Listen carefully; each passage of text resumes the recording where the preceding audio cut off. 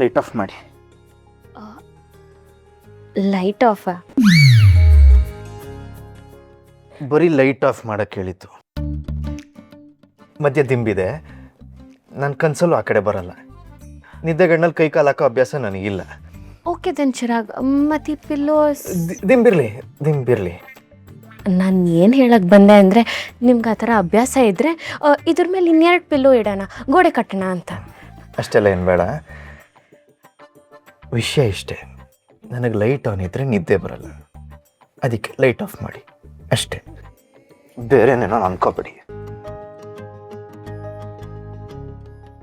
ಇಷ್ಟು ಒಳ್ಳೆ ಮನಸ್ಸಿರೋ ನನ್ನ ಹಸ್ಬೆಂಡ್ಗೆ ನಾನೇ ದೀಪ ಅನ್ನೋ ಸತ್ಯನ ಮುಚ್ಚಿಟ್ಟು ದೀಪ ಸತ್ತಿರೋ ಥರ ನಾಟಕ ಆಡಿ ದಿಶಾ ಆಗಿ ಅವ್ರ ಮುಂದೆ ಬಂದು ಮೋಸ ಮಾಡ್ತಿದ್ದೇನಲ್ವ, ಇದು ಸರಿನಾ?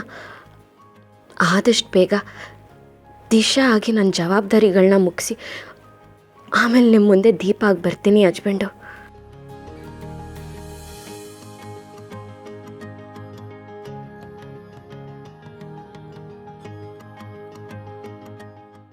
ಚಿರಾಗ್, ಪಿಲ್ಲೋಸ್ ಏನೋ ಇಟ್ಟಿದ್ದೀರಾ, ಬಟ್ ಬೆಡ್ಶೀಟ್ ಯಾಕೆ ಒಂದೇ ಕೊಟ್ಟಿದ್ದೀರಾ?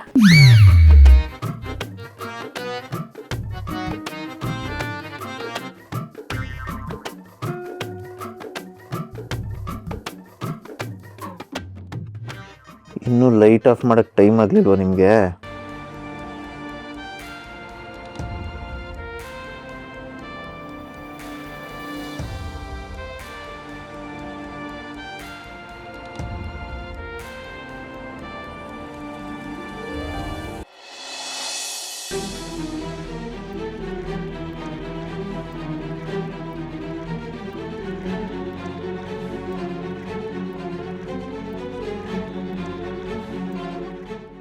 ಸೊ ಎಲ್ಲರೂ ಕಾಲೇಜಿಂದ ಮನೆಗೆ ಹೋಗೋ ಟೈಮಲ್ಲಿ ಮಿಸ್ ಆಗಿದ್ದಾರೆ.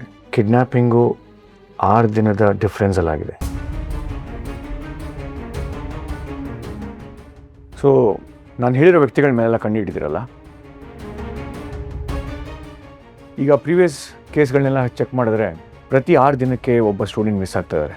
ಸೊ ಹಿಂದೆ ಆಗಿರೋ ಮಿಸ್ಸಿಂಗಿಗೂ 6 ದಿನ ಲೆಕ್ಕ ಹಾಕೊಂಡ್ರೆ next missing will be tomorrow. So ನಾವು ತುಂಬ ಕೇರ್ಫುಲ್ಲಾಗಿ ಎಲ್ಲರ ಮೇಲೂ ಕಂಡಿಟ್ಟು ಇದು ನಡೀತಿರೋ ಹಾಗೆ ನೋಡ್ಕೋಬೇಕಾಗುತ್ತೆ. Okay, anything please call me.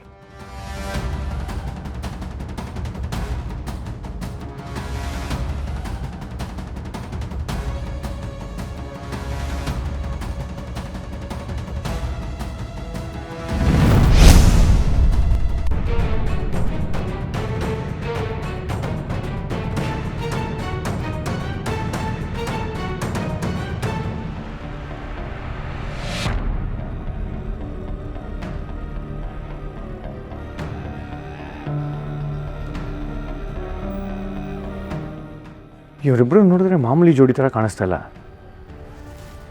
ಈ ಊರಲ್ಲಿ ಏನೇನೋ ನಡೀತದೆ. ಆದಷ್ಟು ಬೇಗ ಅದಕ್ಕೆಲ್ಲ ಒಂದು ಮಟ್ಟ ಹಾಕಬೇಕು.